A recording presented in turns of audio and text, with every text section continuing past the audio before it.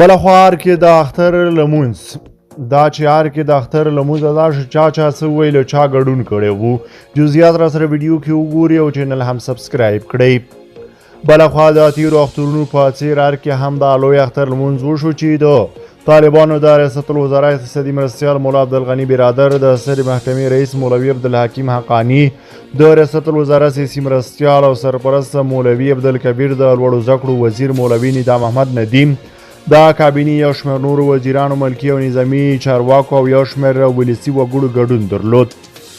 دې مراسمو کې څو تنو طالب چارواکو ویناوې وکړې چې تر ډېره پر اقتصاد سیاسي لاسته راوړنو او بهر ته د افغانانو د تګ پر موضوع څرخېدې مولوي عبدالکبیر د افغانستان پر آبادۍ وغږېده او ویل چې حکومت یې ژمن دی چې د امنیت د ټینګولو ترڅنګ د آبادۍ پروژې پلې کړي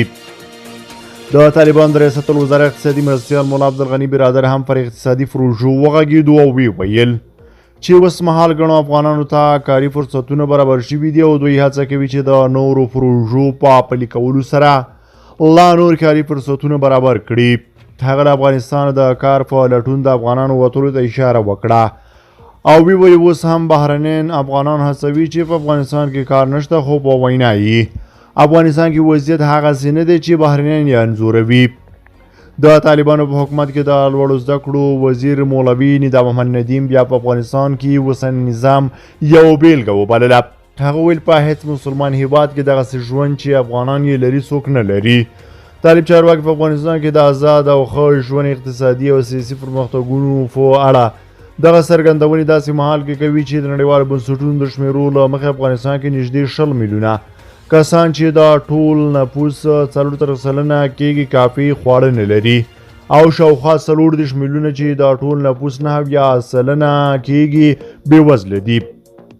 سرو صلیب په دې وروستیو کې وویل په تېرو 2 کلونو کې افغانستان کې د بیکارۍ کچه په لوړه زیاته شوې ده او د طالبانو له بیا واکمنېدو وروسته اقتصادي بندیزونه او له افغانستان د پرمختیایي مرستندویو بنسټونو وتلو په ځانګړې توګه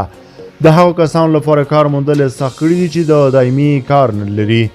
او ورځنۍ مزدوري کوي د بنسټ پر نړیوالو ټولنې غږ کړی دی چې په اوږدمهاله کې په افغانستان کې د بشپړې بشري ناوړه وضعیت د لمنځه وړلو لپاره د ځنډول شوي پروژې بیا پیل کړي او د افغانستان لار او بر کې د پر مهمو بنسټیزو پروژو کې پانګونه وکړي